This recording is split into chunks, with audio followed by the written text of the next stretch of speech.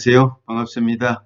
부부 상담 제4장, 이제 모델에 대해서 부부 상담의 전반적인 모델에 대해서 이제 공부하는 시간이 되겠습니다. 우리가 공부할 부부 상담의 모델이 대략 한 6가지 정도가 아마 될 것입니다. 물론 더 많은 모델이 있습니다. 시간상. 이번 학기에 우리가 다루게 될 모델들이 이제 먼저 1차적으로 구조적 모델이 있습니다. 예, 진달래 꽃이 참 아름답죠. 좋은 계절입니다. 속히 코로나 바이러스 사태가 끝나면 여러분 모두에게도 참된 회복과 기쁨이 가득한 그런 시기가 돌아올 줄로 압니다. 이제 부부 상담 모델의 구조적 모델, 스트럭처럴 모델이죠. 이 모델은 살바도르 미누친이 개발한 모델로 우리 잘 알고 있습니다. 미누친이라는 사람은 원래 유대인인데 유럽에서 아르헨티나로 부모님이 이민을 가는 바람에 그 아르헨티나에서 이제 어릴 때부터 성장했습니다. 세 자녀 가운데 장남으로 성장을 했습니다. 그래서 아르헨티나에서 어릴 때 공부를 하고 이제 조금 성장해서 미국으로 건너가서 소아정신과 훈련을 받게 되고 나중에 다시 이스라엘로 가서 유대인 가정들을 돕는 그런 일들을 하다가 1950년대 중반에 다시 미국 뉴욕 근처에서 여러 가지 가정을 돕고 정신의학자가 되면서 가족과 부부에 대한 그런 문제를 가지고 여러 가지 많은 활동을 합니다. 특별히 미노치는 1974년경에 가족과 가족 치료, 패밀리 앤 패밀리 테라피라는 책을 출간해 가지고 구조적 가족 치료의 개념과 기법을 세상에 알리는 그런 기회를 갖게 됩니다. 미누치는 1921년경에 태어나서 2017년경에 사망을 했으니까 오래 살았죠. 최근의 인물로 그렇게 이해할 수가 있습니다.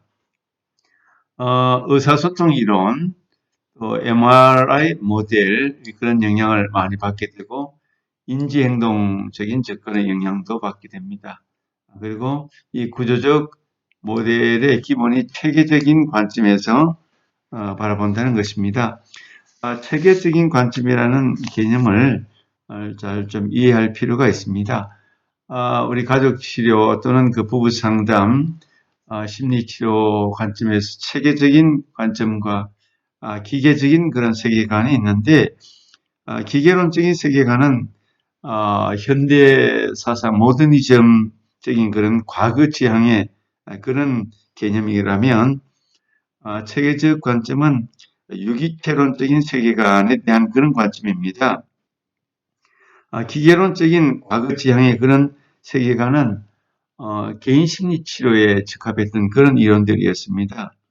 말하자면 어떤 기계에 문제가 생기면 그 기계 부품 하나만 고치면 기계가 돌아간다. 개인 심리 치료 관점에서는 개인의 어떤 심리 문제, 개인의 행동 문제, 개인의 사고 문제를 개인의 어떤 원인과 결과를 찾고 해결하면 문제가 해결된다고 봤는데 유기체론적인 그런 관점은 말하자면 체계 이론의 관점이 있죠. 그것은 모든 것이 상호관계, 상호 연결이 되어 있기 때문에 한 개인을 고친다고 근본적인 치료가 일어나지 않는다. 그래서 체계론적인 관점은 상호관계, 상호연관이라는 그런 관점에서 그 선형적인 그러니까 조금 곡선적인 그런 관점에서 바라보게 되는 것입니다. 그래서 체계론 안에는 일반 체계 이론의 관점이 포함되어 있는데 이 일반 체계 이론 안에는 여러 가지 살아있는 유기체가 서로 관련을 맺으면서 그 안에 경계선이 있고 그 안에 어떤 조직이 있고 그 안에 어떤 소통이 있고 의사소통이 있고 하는 여러 가지 관점을 포괄적으로 바라보는 것이 체계적인 관점입니다. 이것이 과거의 기계론적인 관점과 대립되는 그런 이론적인 관점이라고 이해하시면 좋겠습니다. 그래서 가족치료 1940년대, 50년대 가족치료가 개발되면서 이렇게 구조적 모델도 이 체계론의 입장에서 있다는 것을 이해해 주시면 좋겠습니다. 기본 개념과 기본 전제에서 보면 구조적 모델은 가족 구조, 패밀리 스트럭처라는 이 구조라는 개념이 중요하고, 두 번째는 하위 체계, 서비스 시스템, 이제 체계, 일반 체계 안에 하위 체계, 상부 체계, 하위 체계가 있다면, 가족 안에도 부부 체계도 하위 체계, 자녀 체계도 하위 체계, 그러니까 가족 전체라는 상위 체계가 있다면 그 밑에 부분적인 하위 체계들이 여러 개가 존재할 수 있을 것입니다. 그리고 바운다리라고 하는 이 경계선, 이런 경계선 개념들이 주로 구조적 모델에 있어서 중심 개념들이 됩니다. 구조라는 관념에서 볼 때 구조는 어떻게 집이 있다면 눈에 보이는 집을 지을 때 1층, 2층 벽이 있고 또 유리창이 있고 눈에 보이는 그런 구조와 같이 가족의 심리적인 틀이 부부 간에도 자녀 간에도 심리적인 어떤 경계선들을 물리적인 공간처럼 경계선들을 가지고 있다고 보는 그런 관점입니다. 그래서 구조는 눈에 보이는 물리적인 구조라는 개념보다는 심리적인 그런 개념에서 서로 가족 안에도 또는 부부 안에도 눈에 보이지 않는 그런 힘과 경계선을 가지고 서로 살아가는 그런 존재들이라고 이해할 수가 있죠. 이런 기본 개념 안에서 구조, 그래서 구조적 모델은 스트럭처를 했는데 이 구조를 잘 세워나간다, 구조를 변화시킨다, 구조를 든든히 한다, 구조를 와해시킨다, 이런 개념을 생각해 보면 왜곡된 가정, 또 경직된 부부 관계, 뭐 이런 문제에 있어서 잘못된 구조를 바꾸어주면 그 가정 구조, 그 부부 구조는 다시 건강한 구조로 바꿔질 수가 있겠죠. 세계도 같은 개념으로 이해하고 경계선이 너무 경직돼 있다. 너와 나 사이에 경계선이 아주 강하게 벽처럼 강하다. 그러면 좋은 관계는 아니죠. 경계선이 투명해서 서로 상호 관계 속에서 서로 좋은 윤활유가 흐르듯이 경계선이 투명하기도 하고 또 든든하기도 하고 상호 교류가 잘 되는 그런 경계선이 건강한 구조다, 그렇게 우리가 이해할 수가 있습니다. 그래서 가족은 하나의 체계이다, 이렇게 이제 표현할 수가 있습니다. 하나의 체계, 이 체계라는 시스템이라는 것이 구조를 갖고 있는 그런 체계입니다. 체계 안에는 말씀드린 것처럼 여러 가지 살아있는 유기체로 생각할 때 관계도 맺고 대화도 있고 힘도 작용하고 또 끊임없이 변화가 되고 상호 연결이 되어 있고 상호 의존도 되어 있고 하는 체계의 개념 속에는 이런 다양성이 포함되어 있다, 그렇게 이해를 해야 됩니다. 그래서 가족의 모든 부분들이 상호작용하고 교류하며 또 규칙과 패턴을 가지고 있습니다. 그래서 가족마다 전혀 다른 그런 규칙 패턴이 나타납니다. 부부가 만나서 원가족이 남편 원가족, 아내 원가족이 이제 둘이 만나게 되는 것인데 우리 남편도 원가족에게서 이런 규칙을 가지고 자라왔습니다. 아내도 다른 규칙과 패턴을 가지고 있었습니다. 예를 들어서 아내는 아빠가 이불을 깔아주고 어릴 때 또 같이 놀아주고 아빠가 아주 다정다감했는데 비해서 남편의 아빠는 아주 근엄하고 무섭고 아주 엄격하고 혼을 잘 내고 이런 관계였다면 두 부부가 만나서 가족 문화 규칙 패턴이 전혀 다르기 때문에 연애할 때는 몰랐는데 실생활 속에서 보니까 우리 아빠는 이랬는데 우리 아빠는 이랬는데 하면서 서로가 다른 문화, 다른 규칙 안에서의 갈등을 만들 수가 있습니다. 이것을 잘 조정하는 것이 부부 상담자의 역할이고 성장하게 만드는 부부관계가 될 수가 있는 것이죠. 그래서 부부 문제는 이렇게 상호작용의 문제나 구조적 문제에 의해서 발생되고 또 유지가 된다. 부부의 문제, 어떤 부부의 갈등, 또 충돌, 부부간의 역할의 어떤 상충됨, 이런 부부간에 많은 문제가 발생할 수 있는데 이거는 상호작용의 문제라는 말이 무슨 뜻입니까? 내 혼자 만드는 것이 아니라 같이 만든다는 뜻입니다. 너와 나가 함께 살면서 서로 상호작용하면서 혼자 있을 때는 그런 문제가 전혀 발생하지 않겠죠. 그러나 같이 생활하면서 문제가 발생이 되는 것입니다. 그래서 부부 관계는 항상 인터퍼스널 상호 관계 속에서 문제가 만들어진다. 이렇게 이해를 하셔야 됩니다. 아무리 남편이 크게 잘못하고 아내는 잘못한 것이 별로 없다 할지라도 그것도 상호작용의 문제입니다. 왜냐하면 같이 살고 같이 대화하고 같이 균형과 조화 속에서 살아왔기 때문에 부부관계 문제가 아무리 한쪽으로 치우쳐 있다 할지라도 상호작용의 문제라는 것을 늘 기억해야 합니다. 그리고 구조적인 문제, 여기는 힘도 작용하고 규칙도 작용하고 대화 패턴도 작용하고 여러 가지가 작용하면서 부부간에 문제가 발생하고 그 문제가 1년, 5년 쭉 살면서 유지가 됩니다. 한 사람이 꾸준히 참든지 한 사람이 계속해서 공격하든지 그런 패턴과 관계가 꾸준하게 유지가 됩니다. 그래야만 깨어지지 않고 그 상태를 현 상태를 지켜나가기 때문에 그렇다고 이해할 수가 있는 것이죠.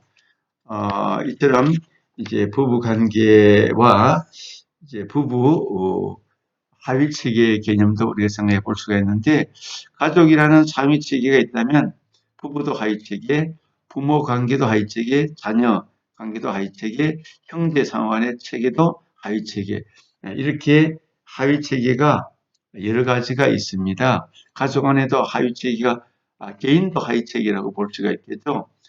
첫 번째 하위 체계로서 부부 하위 체계 각자의 자율성을 손상시키지 말고 상호 만족을 지향해야 된다 했습니다. 첫 번째 하위 체계로서 우리는 부부 상담에 관심이 있는데 가정이 만들어지기 위해서는 남편과 아내 부부가 먼저 제일 첫 번째 기둥이라고 볼 수 있습니다. 그래서 첫 번째 하위 체계로서 부부의 역할이 너무너무 중요하죠. 각자의 자율성이라고 했습니다. 부부는 한 사람이 너무 힘이 강하든지 한 사람이 너무 약하면 균형이 무너지기 때문에 문제가 일어날 수 있습니다. 그래서 각자의 자율성을 존중하면서 부부는 항상 함께와 따로 이것을 우리가 늘 기억하면서 이것이 건강하기 위한 부부의 관계가 함께 따로 이 개념을 우리가 늘 잘 기억하면 좋겠습니다. 이 말이 무슨 뜻입니까? 같이 있을 때는 함께 친밀감을 잘 유지해야 되고 또 따로 생활할 때는 또 그때도 자기의 독립성을 가지고 자기 개성을 잘 발휘하며 살아야 됩니다.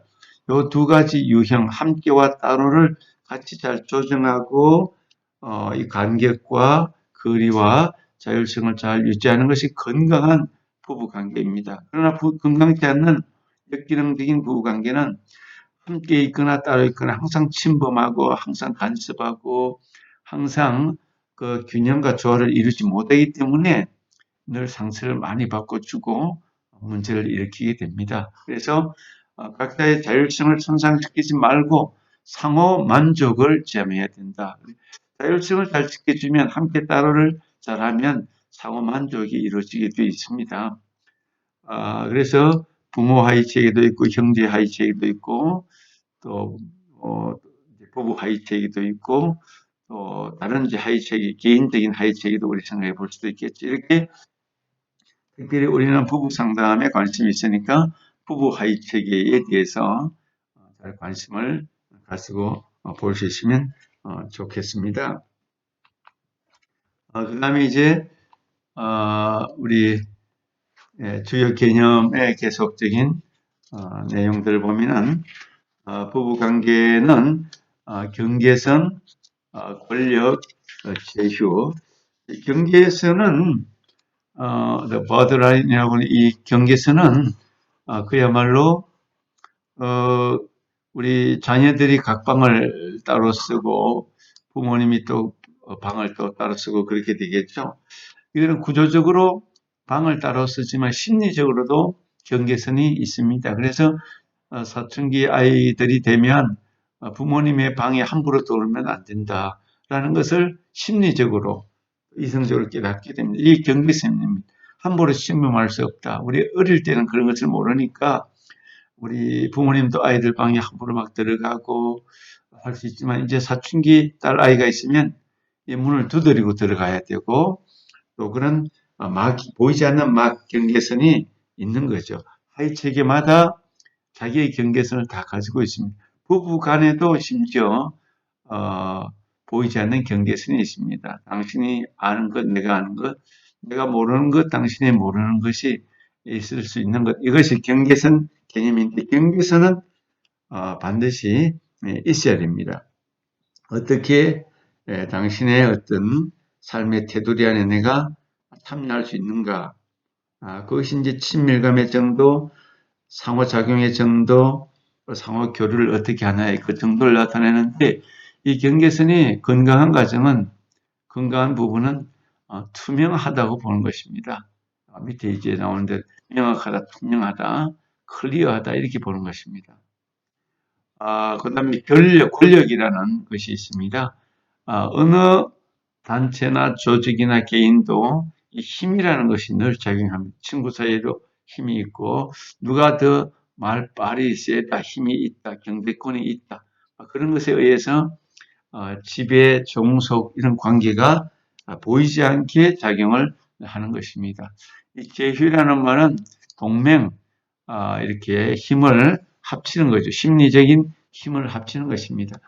이런 세 가지 차원이 구조적 모델에 있어서 아주 기본적인 아주 중요한 그런 개념적인 차원이라고 볼 수가 있는데 요 세 가지를 잘 조절하고 요 세 가지를 잘 균형 있게 맞추면 부부 관계는 건강하다. 또 문제가 생기면 이 세 가지를 구조적 입장에서는 구조적 모델에서는 이 세 가지를 잘 이렇게 관리하면 건강한 부부로 만들어져 간다. 이렇게 이해할 수가 있습니다. 부부 경계선 참여와 간섭의 어떤 규칙에 있어서 너무 투과적이거나 너무 경직되면 문제가 발생한다. 그래서 융합과 격리, 융합되는 것, 너무 지나치게 융합되는 것이 친밀한 것이 아닙니다. 우리 감정적으로 융합이 되어 있다. 너무 개인적인 감정을 두지 않고 부부간에도 서로 상대방이 조그만 어떤 그 감정적인 문제를 보이면 깊이 관심을 너무 가져서 간섭하고 왜 그러냐, 왜 그러냐, 왜 슬퍼하느냐, 왜 우울하냐. 그렇지 말고 오히려 좀 그런 시간을 개인적으로 부부관계라도 두고 자유시간을 두고 시간이 지나면 풀리겠다 하고 서로를 존중하고 이렇게 관계를 조금 떨어져 있는 따로 함께를 잘할 수 있는 그런 관계가 오히려 더 건강한 관계라고 볼 수 있지 않겠습니까? 이처럼 경계선이 투명한 경우, 클리어한 경우가 있고 리지드 아주 경직된 경계선이 있고 디퓨즈 산만한 경계선이 세 가지로 나눕니다. 예를 들어서 우리나라가 북한하고의 경계선이 어떻습니까? 경직돼 있다고 봐야 되겠죠. 함부로 넘어가면 총을 쏘고 하니까 아주 무섭죠. 그러나 그렇지 않은 나라들도 있습니다. 특히 유럽 같은 나라는 그냥 이렇게 열차를 타고 통과할 수 있을 만큼 명확하고 아주 클리어한 그런 경계선이죠. 그런 나라들은 투명하니까 경계선이 명확하니까 건강한 관계입니다. 그러나 우리나라하고 북한 같은 형제의 나라이지만 이렇게 경계선이 아주 경직되어 있기 때문에 건강한 관계는 아닙니다. 부부 관계도 마찬가지입니다. 부부 경계선이 명확한 클리어한 그런 경계선을 가진 부부는 건강한 부부라고 할 수 있지만 부부 관계가 아주 경직되어 있어서 방도 따로 쓰고 한번 싸움이 한 달 동안 말도 안 하고 또 이렇게 경직된 경계선이 있으면 그것은 건강하지 않다. 산만하다는 말도 그는 명확하지도 않고 등기된 것 같지도 않고 혼란스러운 것입니다. 혼동스럽고 이랬다가 저랬다가 아주 산만한 경우도 건강한 부부 관계라고 말할 수는 없는 것입니다. 권력이라는 차원에서 볼 때 부부간에도 이 권력 힘이 작용합니다. 어떤 구성원은 세력이 작고 또 다른 구성원은 세력이 더 클 수가 있습니다. 위기에 어떤 힘의 균형의 차이가 있고 또 어떤 세력은 위에 있고 어떤 세력은 낮습니다. 예를 들어서 가족 안에서 부부 하위 체계하고 형제 하위 체계에서 볼 때 형제 하위 체계, 자녀 하위 체계가 위계가 낮습니다. 명령을 하면 들어야 되거든요. 힘이 더 낮은 거죠. 부부 간에도 우리 데오도어 리츠의 개념 속에 보면 메리탈 스큐가 있는데 심리적으로 부부가 너무 산만하게 끼어져 있다. 너무 분열되어 있다. 힘이 한쪽이 너무 세다. 너무 한쪽이 약하다 하면 그것이 이제 심각한 문제를 만들고 우리 자녀들이 우리 조현병을 만들 만큼 어려움이 있다. 그렇게 보는 관점이 있습니다. 그래서 부부간의 권력을 물론 어느 때는 남편이 세다가 어느 때는 아내가 더 셀 수도 있습니다. 그러나 힘이 왔다 갔다 하면 그것은 괜찮지만 어느 한쪽으로 계속해서 한쪽이 강하고 한쪽이 약하면 심리적으로 상처도 많이 쌓이고 분노도 많이 쌓이고 또 여러 가지 억울한 마음들 그런 것이 많이 쌓이기 때문에 부부관계가 원활하지 않고 건강하게 유지되지 않는다 그렇게 보겠습니다. 제휴라는 개념은 가족 구성 간의 건강증보다는 동맹 그런 것이 이루어질 때를 제휴, 감정적인 제휴, 힘의 제휴, 커뮤니케이션, 대화의 제휴 이런 것이 일어날 수 있겠죠. 예를 들어서 남편이 시어머니 이제 홀아들 밑에서 남편이 자랐다. 그렇기 때문에 시어머니는 자기 아들과 함께 오랫동안 살아왔기 때문에 심리적으로 제휴하기 아주 쉽습니다. 그래서 며느리가 들어와서 한 가정을 만들어도 끊임없이 남편을 통제하고 관리하고 심리적으로 제휴가 될 수가 있겠죠. 아내와 아들이 제휴가 되는 그런 경우도 생기죠. 왜냐하면 엄마하고 시어머니하고 남편이 심리적으로 동맹을, 제휴를 맺기 때문에 또 아내는 자기 아들과 심리적으로 제휴가 되죠. 이것이 건강한 모습은 아니죠. 부부관계는 항상 부부 중심으로 여러 가지 힘이 이루어지고 권력이 균형을 맺고 경계선이 투명하고 이런 차원에서 볼 때 건강한 부부다 그렇게 우리가 이해를 할 수가 있습니다. 이런 관점에서 보면 경직된 경계선은 독립성, 자율성 이런 면에 있어서 문제가 있어서 나는 나다, 너는 너다 이렇게 볼 수가 있고 아주 이렇게 산만한 모호한 경계선은 그야말로 나도 나, 너도 너 이런 것처럼 경계선에 있어서 투명하지 못하다 그런 측면을 보여준다고 할 수가 있을 것입니다. 우리 첫 번째 타임은 일단 여기까지 하고 마치도록